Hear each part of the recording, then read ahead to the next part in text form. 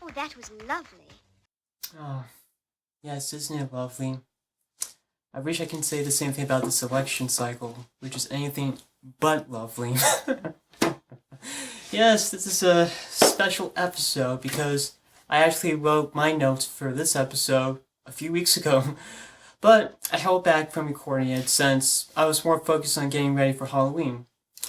Not to mention, so much stuff has happened in the same period that I decided to update my script as the days went on to reflect those changes in mind. The changes I'm referring to is the state of this election, which is between Hillary Clinton, who I support, and Donald Trump.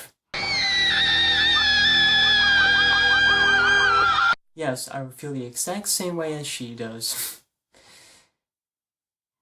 What can I say? This election reads like an American Horror Story, which is a shame that Ryan Murphy didn't take advantage of this for this year, but that's something else entirely. So, let's begin this Fear and Loathing on the Animated Campaign Trail 16 with a riddle. Why is a raven like a writing desk? Riddles? Let me see now. Why is a raven like a writing desk? I beg your pardon. Yes, why is a raven like a writing desk? Do you know? I don't know. No one knows. That's the point. No one knows because this is Wonderland, where nothing makes sense. And that's what this election has been. Nothing makes sense at all. So, these past few weeks brought some much needed clarity on the state of the race between Hillary and Donald Trump.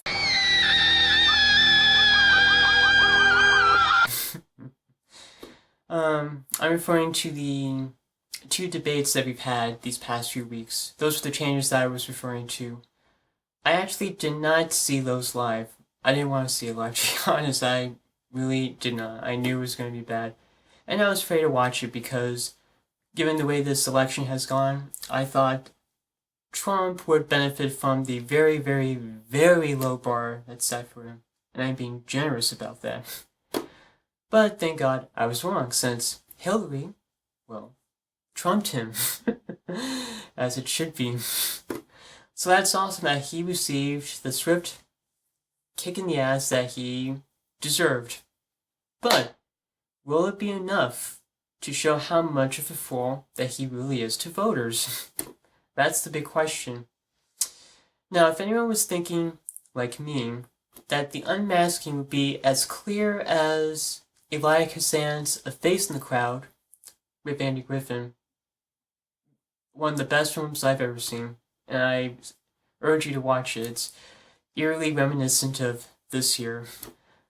But anyway, if you're thinking it was going to be a clear unmasking like that film, then think again. 2016 is a lot more complicated than 1957. Sadly. Mike Judge, the animator who was behind Beavis and Butthead, King of the Hill, was frank on this subject, and he said that he was freaking out that his political satire, Idiocracy, was becoming more of a documentary these days as a result of this truly awful election. So, how the hell did we get here in the first place? God, there are just so many reasons for that. So many that it would take many, many podcasts to go through them. So I'm just going to do a gist, of the basics. First, as it turns out, while the economy has improved, we're not totally out of the woods as everyone thought from the 2008 financial crisis. We're still reeling from the consequences of not just from that period, but the policies that led up to it as well. So, many of us are suffering. They're feeling disillusioned, outraged, and are expressing their anger towards the status quo. And it's been happening throughout all of Europe. And I thought maybe because of the Atlantic Ocean we wouldn't be affected by that, but I was wrong. It's spilled over here now. Secondly, much of the entertainment that we've seen in general has taken on a very depressing atmosphere of doom, gloom, and cynicism. I mean, that's not a bad thing to have some observation of those reading, but access of them can be unhealthy for everyone. And this is especially true of some of the latest superhero and political-based films we've seen lately. And lastly, we have the celebrification of society, as Colin Powell referred to in his now leaked emails. People are just gravitated towards celebrities these days, for better or worse. And in this case, it is much worse. Individuals become famous nowadays for doing nothing significant other than having a reality show. Andy Warhol would have been laughed off for his famous saying of the 15 minutes of fame, because now you get famous within 1 second with a reality show. You know, the Kardashians, Honey Boo Boo, Jersey Shore, and of course the greatest benefit of all, Donald Trump.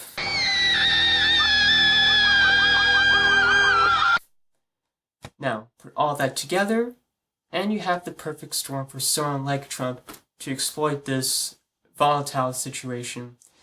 He took control, or I would say kidnapped, a mainstream political party that was already lost in his obstructions and anger. He has replaced a credible political philosophy with one that revolves around him and him alone. And with simply him, you get hateful speech, and let's call it what it is. This isn't your normal political speech that offends one person or another. You know, the norm that we're used to for 200 plus years. His is hateful speech. He targets Muslims, women, blacks, Hispanics, the handicapped, veterans, and so on. And we also have his toxic vision of isolating America from the rest of the world by building walls around us. And he has an ideology that has no basis in reality whatsoever, as it's based on lies, conspiracies, and shit. And that's the simple fact of the matter. That's why this election is now one of right versus left, as we've been used to, since it's a battle of ideas, as it must be. No, this election has become more about how one defines human decency and what type of America do you want to live in. So, oh yeah, this is a change election indeed, but this is the most consequential election we have ever had. And I thought 2008 was the most important election, but no, 2016 is the most important election of all. So, if all these, things that Trump has, why is it that he's still in the running? Why is it that for a long time he was so close to someone like Hillary, who should be trouncing him? Well, there's 3 reasons why it's not as easy. First, she is of the status quo.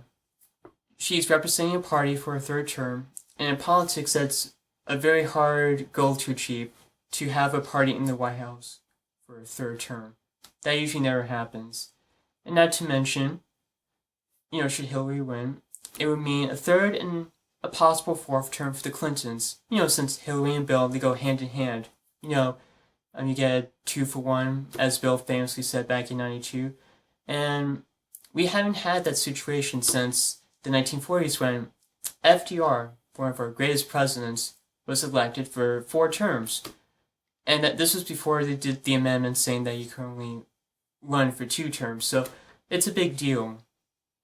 The second reason is Uh, Unfortunately, in America, we're not used to the idea of a female leader. We're not like Europe, where they've had a history of powerful female leaders, from Queen Victoria to Prime Minister Margaret Thatcher and Chancellor Angela Merkel. We don't have that history here, so it's new to us. And I mean, it pains me to say this because it's really sad that I have to say this in 2016, but just as there were some people who were uncomfortable with Obama being president because he was black, there were some people who were uncomfortable with Hillary being president because she's a woman, and then they would use that against her. And again, I shouldn't have to say this, but it's a sad fact. And third, the woman happens to be Hillary. And when you've been around the block, as Hillary has been, you do carry a lot of baggage. And, her issues with some of her actions, her transparency, her authenticity, that type of thing gets into play. So put all those three things together, and you see how, even though Hillary has maintained a lead, she hasn't had, for a long time, a big lead against Trump because of all those factors. Why the what? Careful, she's stark, raving mad. But it's your silly riddle. You just said... Daddy, don't get excited. How about a nice cup of tea? Have a cup of tea, indeed. Well, I'm sorry, but I just haven't the time. The time! The time! Who's got the time? I needed that. Now, let's be honest here. If we were in the real world, we wouldn't be talking about Trump. Trump would be done, gone, scram, get out of here. He would not be around. With all of his stuff, it would destroy any candidate. Can you imagine if Hillary had all this stuff? She would be done too. But no, we're not in the real world this year. We're in Wonderland, which means the walls that we've been used to, they no longer apply anymore. All bets are off the table. We're down the rabbit hole, and there's no way of getting out. So, we're screwed. And in that light, well, what can the arts do in this very bizarre and disturbing situation that we have here? Well, it can explore, understand, and that's hard to say, but try to understand, and actually, and this is important, deconstruct what is wrong with the Trump phenomenon. Unfortunately, we do not see a lot of this observation around in entertainment these days. Instead, they seem to relish in absorbing all the negative traits of the Trumpocalypse or simply ignoring or sidestepping the issues. This is especially true of the DC Comics films like Batman vs. Superman, which, like Trump, suffers from its all-too-dreary vision of the world. It's funny, it's as if the two actually believe that even mentioning the existence or showing a clear blue sky is wrong. And you know what? Why would it not be? Since in their worlds, it is so depressing with no hope offered at all. But we need heroes and politicians who we can look up to, not always look down upon in shame and fury and vengeance. That's why I take such issue with the new DC films of late. Instead of simply balancing the darker and lighter aspects of their stories, as Dave Gibbons of Watchmen pointed out, they are sacrificing those important nuances because they believe that somehow it would be cooler just to be bleak and dank all the time. And that is a huge mistake, in my view, because that seductive perception, which has been proven true by this year, as you have seen throughout all of the coverage. I'm sorry, just thinking about that makes me sad, thinking that that's seductive to many people. That it only feeds into people's fears and anxieties. The people behind it know it, which is why they ultimately do it in the first place. And if you really think about it, the whole thing is just a very cynical process because it functions less as an artistic and political vision, and more as a formula by the numbers, or, formula, just as those two have used. And it's not just film, it also applies to television as well. Saturday Night Live, they got a lot of heat, rightfully so, for actually inviting Trump to be their host, which was outrageous considering all the stuff that he was saying and doing at that time. By doing that, they hurt their credibility in satire, and they suffered throughout that entire year. And that's not against Daryl Hammond, who's always perfect in his impersonations, especially of Trump, but the writing of that character could have been so much biting, as that show has done before in the past. That's why they recently got Alec Baldwin to do Trump. And, from what I've seen, it's been perfect biting take on him. And, just recently, Law & Order, SVU, they had an episode that was supposed to air within the next few weeks that would have dealt with Trump. But NBC decided to pull that episode and leave it off the map indefinitely, so we don't know if we're ever going to see that episode or if it's going to be watered down in some way, which has been hinted of late. That's all very sad. All those things from film, satire, and television, that's pretty bad. This whole thing reminds me of Brad Bird's film, Tomorrowland. Now, I'm a big fan of Brad Bird, but I was not a big fan of Tomorrowland for a number of reasons. I didn't like that film. But there was this one, small point that I did appreciate. I thought it was done heavy-handedly, but I appreciated what they were trying to do in their message. And that was how, let me think. I'm trying to find a way to word it. That it's wrong for society to keep telling itself that the future is going to be bad all the time. Apocalyptic, depressing, you get the gist. That we should remind ourselves that the future can actually be optimistic, hopeful. Whereas the old song goes, there's a great big beautiful tomorrow, shining at the end of every new day. Like that. And that if we remind ourselves that, then the future won't be so dark after all. But if we keep telling ourselves that the future is going to be awful, then it will be bad because we accept it. And, just seeing this here proves that that point is true. You have a candidate who's been telling a lot of people that the future is going to be depressing, there's no hope at all, only I can save you all and fix all of your problems. And because he repeats it with such intensity and with such repetition, people accept it for what it is and go along with it.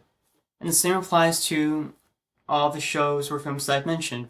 When you see that imagery repeated so many times, people accept it as, oh, the future is going to be bad, that there is going to be no hope offered whatsoever.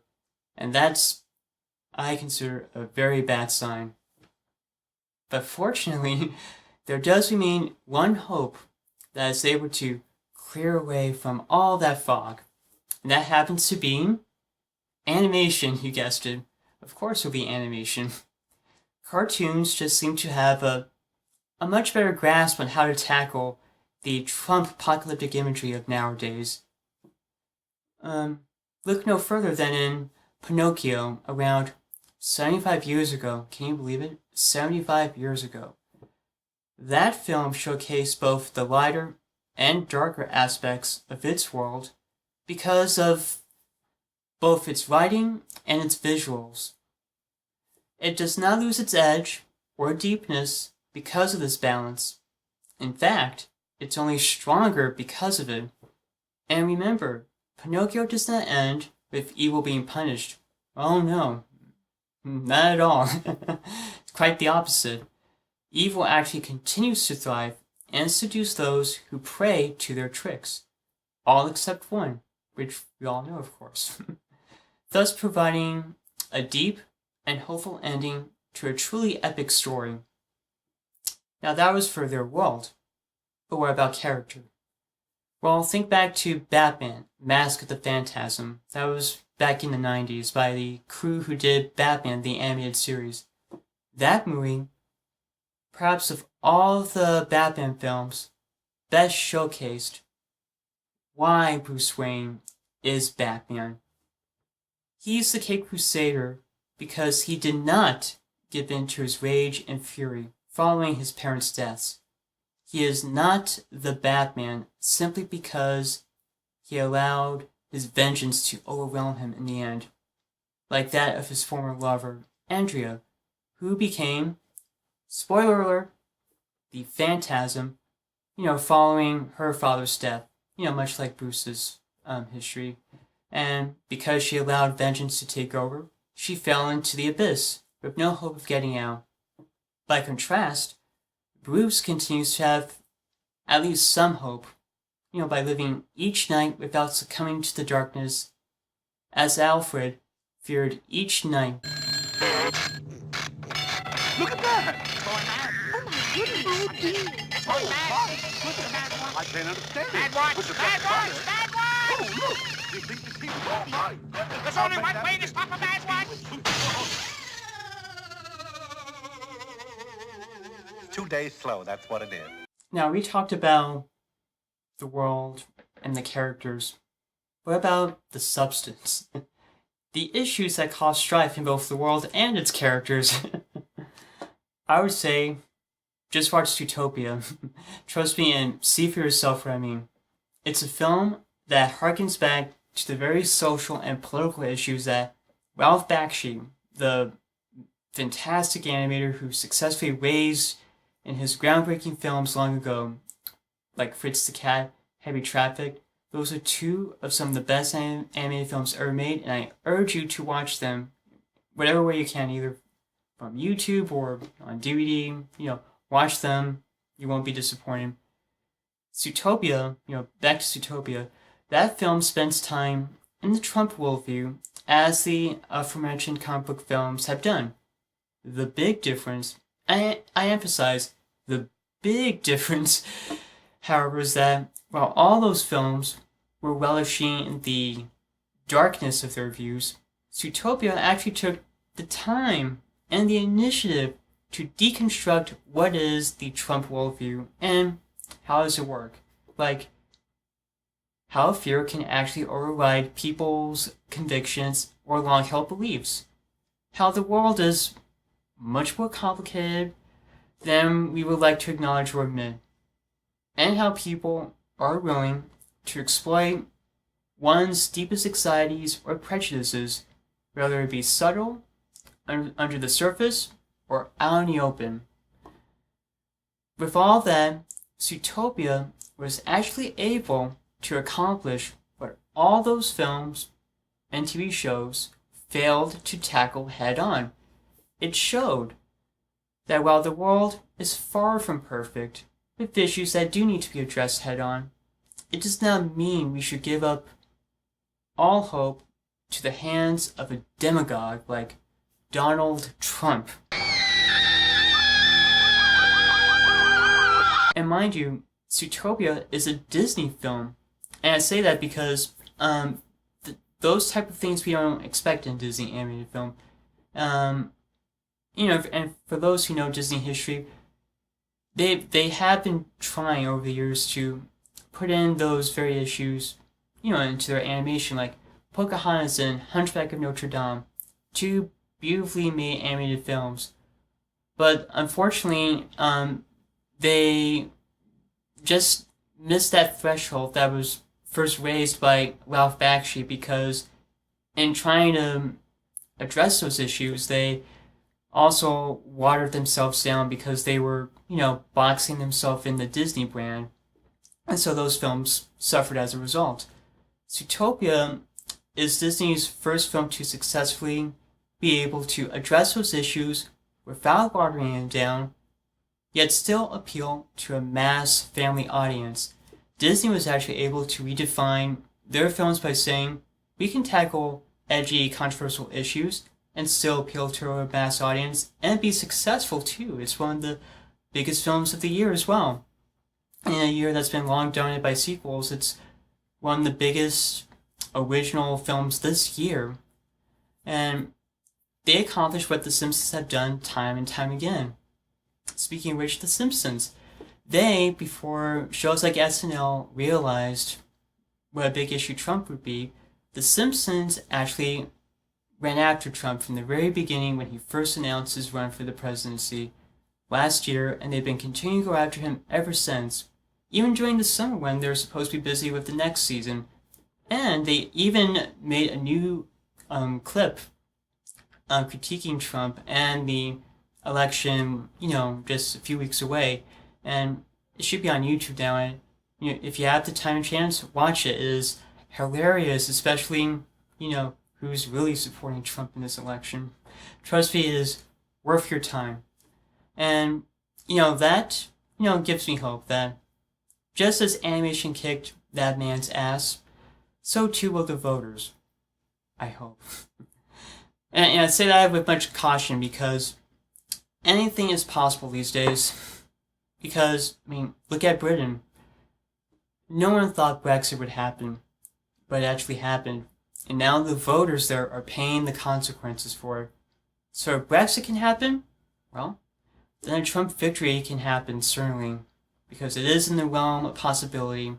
I didn't think that before Brexit, but after Brexit, I thought, it is possible. And that is truly an American horror story. But something tells me that it won't happen, given that the past 2 weeks have shown Trump for what he is. He's a fool. He does not know what he's talking about. He has no convictions in his policy ideas or whatever. And his disgusting display to a woman, from that Access Hollywood tape that was leaked out. Thank God that was leaked out. And his demeaning way he's been treating his accusers this week is just awful. Just awful. I can rant on about that. He's a sexist. He's a misogynist. He is truly awful. And given the way that Republicans have been running away from him, and how Trump has been losing support in the polls, it appears that he is actually going to lose the election. The question is, how big of a margin? And will the race tighten, of course? And that's something, we're all looking at in the next few weeks. God, it's only a few weeks. I want this election to be over! Oh, Mr. Rabbit! Oh, now where did he go to?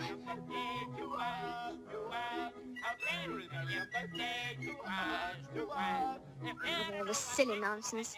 This is the stupidest tea party I've ever been to in all my life. Yes, Alice, believe me, I feel the same way too about Wonderland. I am so sick of this election. I want it to be done, as I'm sure all of you want this whole election to be finished. Even as a political junkie, I'm fed up with this election. I want it to be done. Real. So I'm just looking forward to November 8th, where it's finally done. We can move on with the rest of our lives. And Trump will finally be done. Or will he? That's the scary thought. I don't think Trump will really be done after November 8th. I'm sure he has other plans up his sleeve, like a new TV network to appeal to his masses or whatever. I just don't want to think that. I can't help but think that. So, God help us all. God help us all. So, on that note, thanks for dropping by. See you later.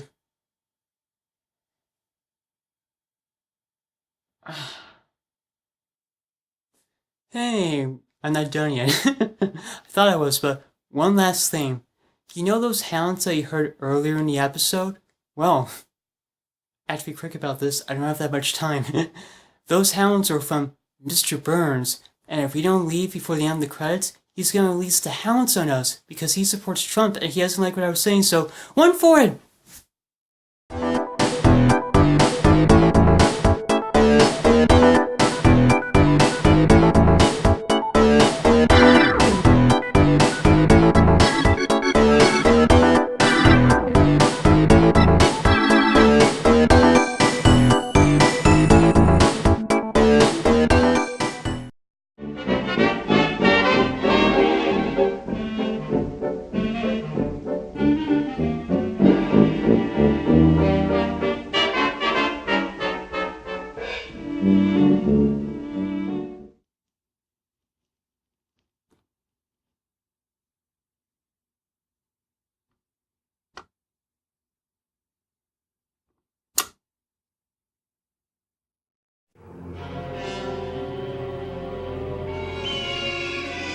If we are attacked, somebody attacks us, wouldn't you rather have Trump as president?